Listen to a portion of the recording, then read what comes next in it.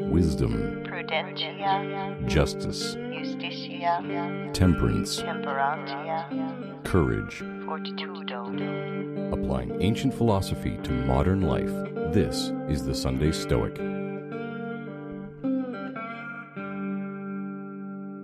Welcome to the Sunday Stoic Podcast. My name is Steve, coming to you from beautiful sunny Howard, Ohio, and I'm joined today by Dan of Queens, New York City. Dan. How are things in New York City? Finally getting hot. Yeah, we may have one of those years. I heard that where I'll say may in quotes, have a mild-ish summer, but I'll believe it when I see it.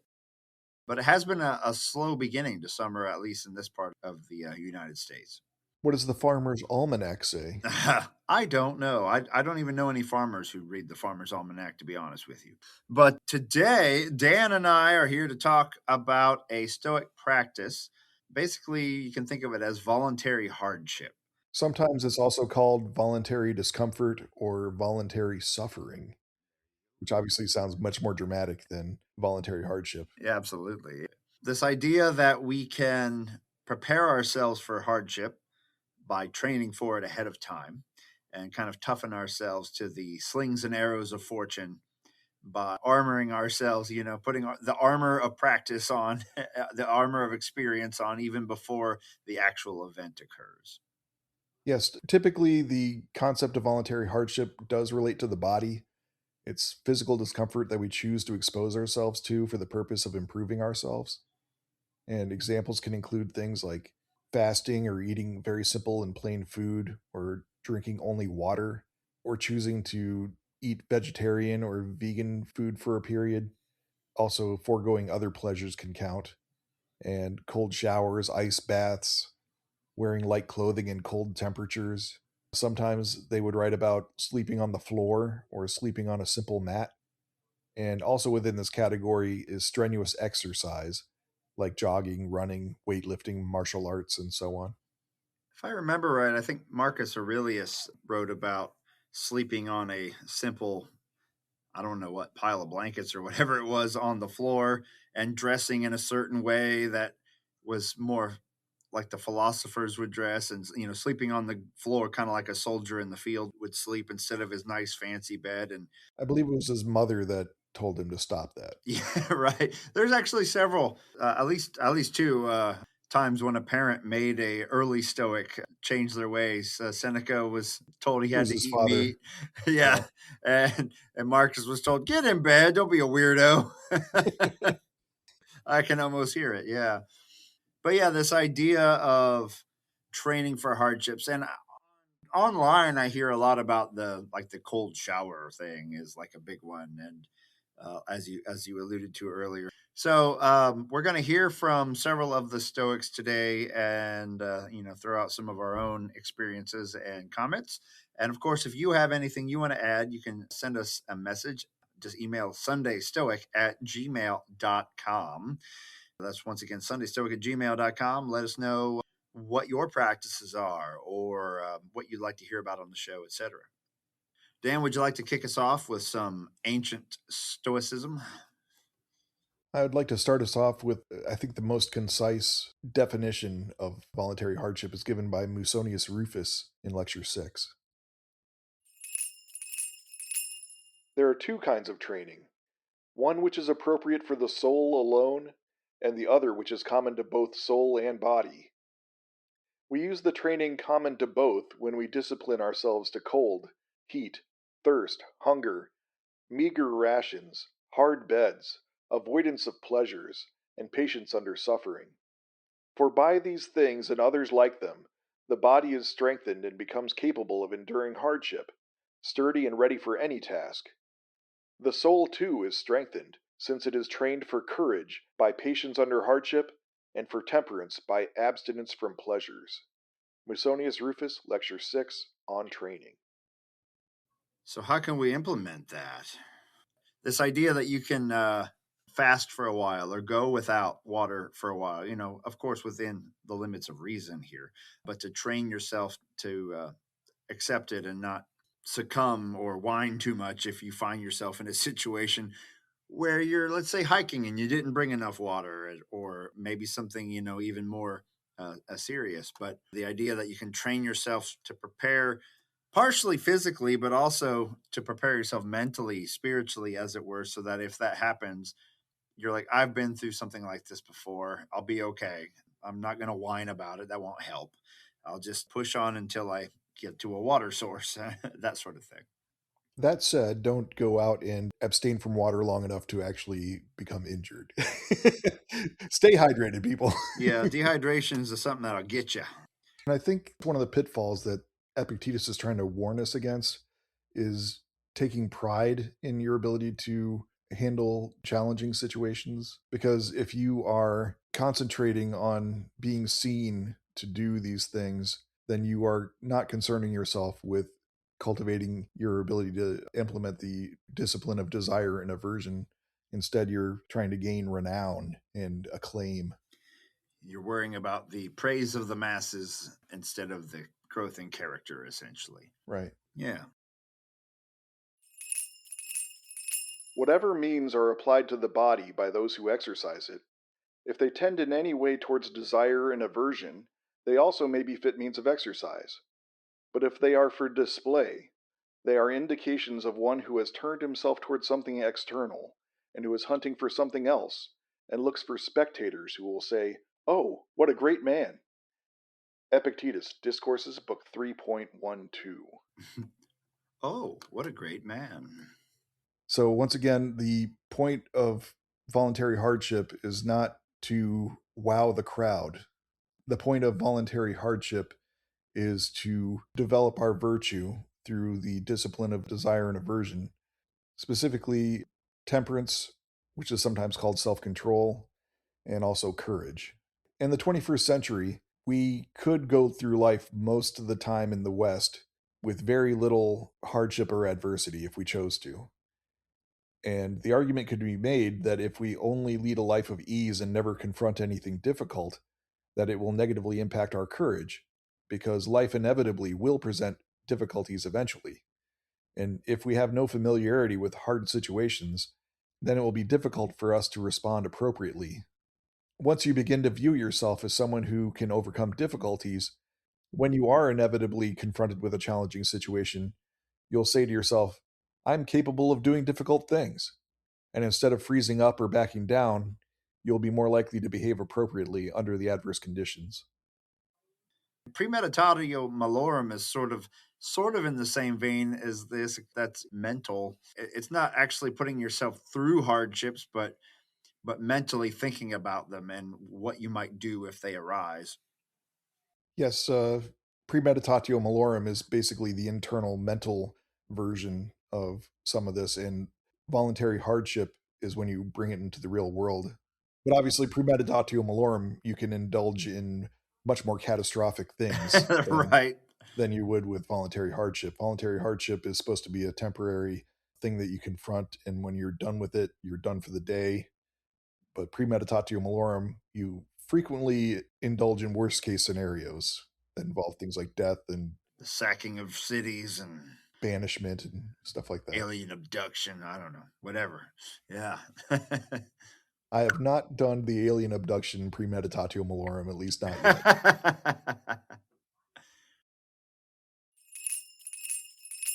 Set aside a certain number of days during which you shall be content with the scantest and cheapest fare, with coarse and rough dress, saying to yourself all the while, is this the condition that I feared?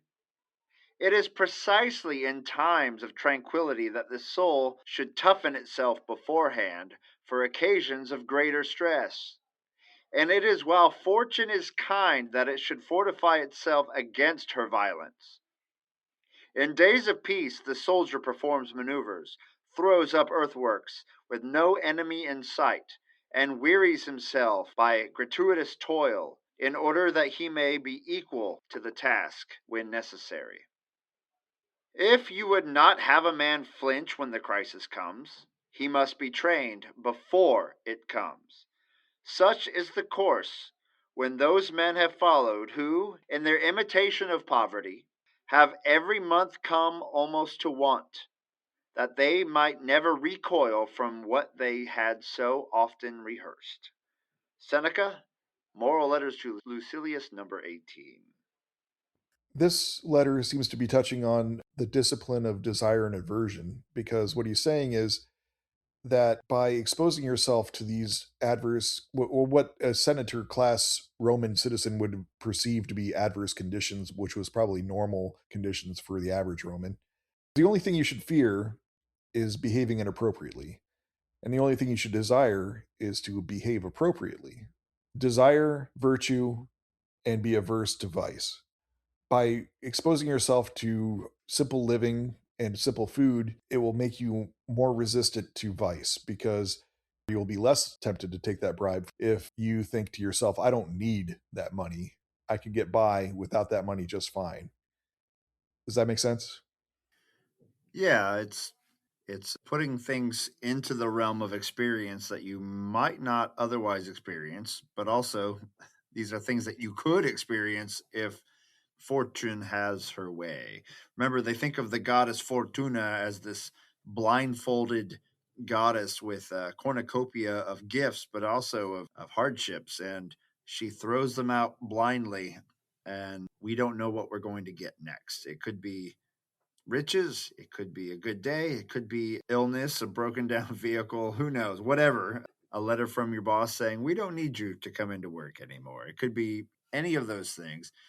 And then if that happens, then you might find yourself subsisting on food that is a lot more affordable than what you're used to. It's time for beans, lots of beans or whatever. But if you have prepared ahead of time by saying, okay, what if I ran into real hardships? What could I eat for a week for only a few dollars? And you could see how far that can really go. Can it last a week? Maybe it can, maybe it can't. How full are you? Are you able to still do what you need to do on much simpler food than you're used to eating? I already touched on how that relates to temperance and desire and aversion, but that also touches on courage, because once you are exposed to these conditions and you realize that they're not so terrible, then when the prospect is forced upon you, you'll have some previous experience with it and you'll realize that Yeah. it is survivable. Things that you've experienced in the past, especially things that you experienced a few times and you are used to, or you know how to handle. Well, when that comes up again, it's not nearly as scary or decentering as it would be if you hadn't practiced for it. In addition to the pitfall of pride, there's also the possible pitfall of spending too much time on physical concerns. And Epictetus touches on this. It is a mark of an ungifted man to spend a great deal of time in what concerns his body, as in much exercise and eating. These things are to be done in passing, and let your whole attention be devoted to the mind. Epictetus and Kyridian 41. I'll do one also from Epictetus here from the Discourses. Difficulties are what show men's character.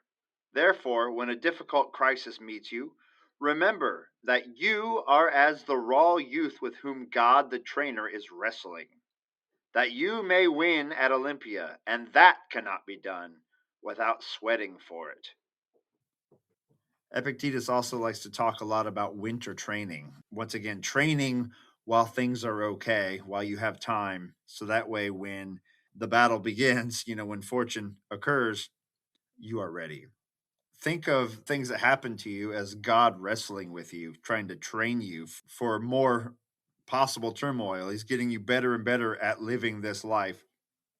And that's once again Epictetus showing his conception of the divine logos as being interested in the development of and the flourishing of particular humans. So yeah, in my life, I have played around with cold showers, but I've never developed a habit out of it. It is something that you can pursue as a means of saying, "Oh, I'm not going to like this. I'm not going to like this, but I'm going to do it." And then if you do that, then later on, something happens in your day. You can say, "I already did something that I really didn't want to do, and I was okay. I can handle this." It kind of gives you that strength, that fortitude to press on. kind of builds that into you a little bit. Of course, exercise, as Dan said earlier, is a way of doing this as well, depending on how much you're doing it, how you're doing it. But it is a form of voluntary discomfort, and it can prepare you for events in life where you need to act and to have a certain level of fitness to accomplish what it is you're attempting to accomplish. And that's actually the reason that I suggested this episode this week, is because I wanted to do all this research and stuff to remind myself of all the reasons that we do this, because I'm trying to motivate myself to repeat what I did last fall, which is the Couch to 5K app. Ah, I will never set any land speed records. I'm not an Usain Bolt or a Jesse Owens or anything like that, but I did get up so that I could jog continuously for 30 minutes, and I would like to do that again. I wanted to motivate myself, so I wanted to read all these things. yeah, I've done that in the past too, Dan, the Couch to 5K, but I've found that jogging is not in my nature in terms of something Oh, I it's do. definitely not. It is definitely not in my nature. Not something I can do. I can get up to the 30 minutes of going, but then once I hit that goal, I like almost instantly stop running again. Like I can accept the challenge of getting to that point, but then once I get there, it's not something I sustain, if that makes sense. For me, what cut it off was the winter. I was jogging. I was doing pretty well. I was jogging for 30 minutes 3 times a week for, I'd say, 3 weeks before it finally got too cold, because the best time I have available to jog is in the morning before work. And New York City at 5 in the morning in the wintertime is pretty brutal. I can imagine. So I let it go, and I just have not gotten back to it in the springtime. And I decided now is the time. I got to find the inner fortitude, if you will, to get out there and do that again. Good luck, Dan. Thank you. And thank you, those of you who have written in. We had a couple folks write in the last week with some feedback on several things, from content to our audio production, and appreciate that. And remember, if you have anything you want to ask, tell us, or inform us about, tell us by emailing sundaystoic@gmail.com. We also have a Facebook group, which I'm not terribly active on, but if more people join and start interacting with it, then we will respond in turn. That's available as well. Anything else you want to add before we close it down, Dan? I just want to reiterate that voluntary hardship is definitely a time tested tradition of the Stoic school, and that it's a welcome thing to do as long as you do it to implement the discipline of desire and aversion, and with an eye to developing your temperance and your courage, but not if you're doing it for the purpose of showing off to the crowd. Do it for the right reasons, but get out there and make yourself a little uncomfortable. Actually, another way to do this, if I remember right, voluntary discomfort, to the author of The Guide to the Good Life, William Irvine. For a while, he started learning a banjo, and then he forced himself on stage at open mics, even though he wasn't very good, in order to scare himself and do things that freaked him out a little bit, to show that I he was could. actually thinking about that. I was wondering what your take on that would be. Does that count as voluntary hardship? Because usually they confine that to the body, but that is definitely something that puts you outside of your comfort zone. I'd say, it's something he's physically doing, and it's not just in his head. Anxiety while performing does have physical manifestations. I mean, you can have your legs and your hands shaking, you can have quavering voice, you can be Right. blushing. So I would say it's either voluntary hardship or a cousin to it. There may be some more It's at least a precise. cousin to voluntary hardship. Exactly. But yeah, I did think about that, whether that counted or not. Yeah, I don't know. I think it's in the same family of growing your character. So get out there and make yourself better a little bit at a time, and don't forget to seize the day. Carpe diem.